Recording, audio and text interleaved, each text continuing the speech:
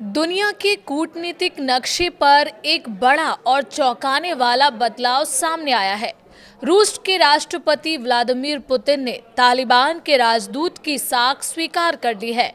यानी अब तालिबान सिर्फ काबुल की सत्ता नहीं बल्कि मॉस्को की मान्यता भी पा चुका है। सवाल ये है, रूस ने ऐसा क्यों किया और इसका असर पूरी दुनिया पर क्या पड़ेगा? दुनिया बदल रही है और सवाल है, क्या भारत इसके लिए तैयार है? नमस्कार, आप देख रहे हैं न्यूज़ 18 राजस्थान का डिजिटल चैनल और आपके साथ मैं हूं वंदना त्यागी। रूस ने वो किया जो दुनिया अब तक टालती रही, तालिबान को आधिकारिक मान्यता। सवाल सिर्फ अफगानिस्तान का नहीं, सवाल भारत की रणनीति का है।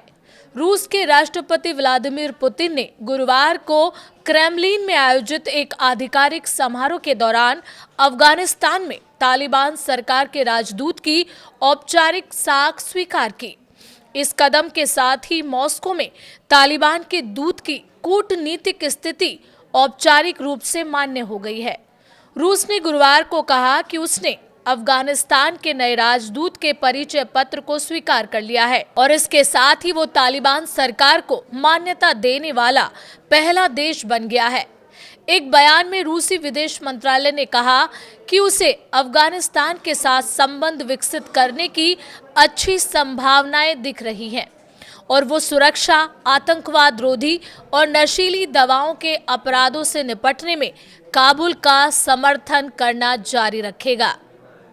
रूस की सरकारी समाचार एजेंसी TASS के मुताबिक तालिबान द्वारा नियुक्त राजदूत गुल हसन ने अपने प्रमाण पत्र राष्ट्रपति पुतिन को सौंपे हैं। तालिबान अपनी सरकार को इस्लामिक अमीरात ऑफ अफगानिस्तान कहता है और उसी नाम से ये साख प्रस्तुत की गई। ये समारोह क्रेमलिन पैलेस के अलेक्जेंडर हॉल में आयोजित किया गया, जिसमें Europe, Asia, Africa, Latin America और मध्य पूर्व से आए 34 नए राजदूतों ने अपने प्रमाण पत्र सौंपे। ये साल 2026 में रूस का पहला औपचारिक कूटनीतिक समारोह था।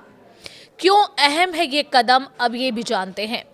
रूस ने अप्रैल 2024 में तालिबान शासन को औपचारिक रूप से मान्यता देने वाला दुनिया का पहला और अब एक इकलौता देश बन चुका है। ये मान्यता उस समय दी गई थी जब तालिबान ने अमेरिकी नेतृत्व वाली विदेशी सेनाओं की वापसी के बाद लगभग 4 साल पहले अफगानिस्तान की सत्ता संभाली थी। बाकी दुनिया का रुख, हालांकि ज्यादातर देशों ने काबुल में अपने दूतावास तकनीकी स्तर पर खुले रखे हैं, लेकिन तालिबान सरकार को औपचारिक मान्यता देने से वो अब भी बच रहे हैं। इन देशों की मुख्य चिंताएं हैं महिलाओं और लड़कियों पर लगाए गए सख्त प्रतिबंध, मानवाधिकारों की स्थिति और अफगानिस्तान में किसी समावेशी राजनीतिक प्रतिक्रिया का अभाव। रूस की क्या दलील है, अब ये जानते हैं। मॉस्को का कहना है कि तालिबान से संवाद और सहयोग क्षेत्रीय स्थिरता के लिए जरूरी है। रूस का मानना है कि अफगानिस्तान से जुड़े खतरे जैसे आतंकवाद और मादक पदार्थों की तस्करी सीधे उसके और मध्य एशिया की सुरक्षा से जुड़े हैं। रूस का ये फैसला सिर्फ एक कूटनीतिक औपचारिकता नहीं है, बल्कि ये संकेत देता है कि दुनिया में पावर ब्लॉक्स और रणनीतिक प्राथमिकताएं बदल रही हैं। अफगान विदेश मंत्री आमिर खान मुस्तकी ने एक बयान में कहा है कि उनका देश रूस द्वारा उठाए गए इस साहसिक कदम की सराहना करता है और उम्मीद है कि ये अन्य देशों के लिए भी एक उदाहरण बनेगा। लेकिन इस फैसले की गूंज मॉस्को और काबुल तक सीमित नहीं है। इसकी आहट नई दिल्ली तक सुनाई दे रही है। भारत ने अब तक तालिबान को मान्यता नहीं दी है। वजह साफ है, महिलाओं के अधिकार, समावेशी सरकार और आतंकवाद। लेकिन जब रूस जैसे देश तालिबान से औपचारिक रिश्ते बना रहे हैं तो भारत पर दबाव बढ़ना तय है। तालिबान पर पाकिस्तान का असर जगजाहिर है। रूस तालिबान रिश्ते मजबूत होते हैं तो इस्लामाबाद को अप्रत्यक्ष रणनीतिक बढ़त मिल सकती है और यही भारत की सबसे बड़ी चिंता है। लेकिन भारत की ताकत जल्दबाजी नहीं, संतुलन है।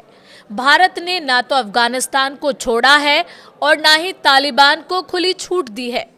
मानवीय सहायता, बैकडोर डिप्लोमेसी और क्षेत्रीय मंच, यही भारत की रणनीति है। रूस का फैसला बताता है कि अफगानिस्तान अब वैश्विक खेल का मैदान है। भारत के सामने चुनौती भी है और मौका भी।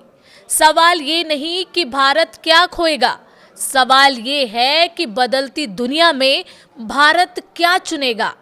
हालांकि अभी तक किसी अन्य देश ने औपचारिक रूप से तालिबान सरकार को मान्यता नहीं दी है।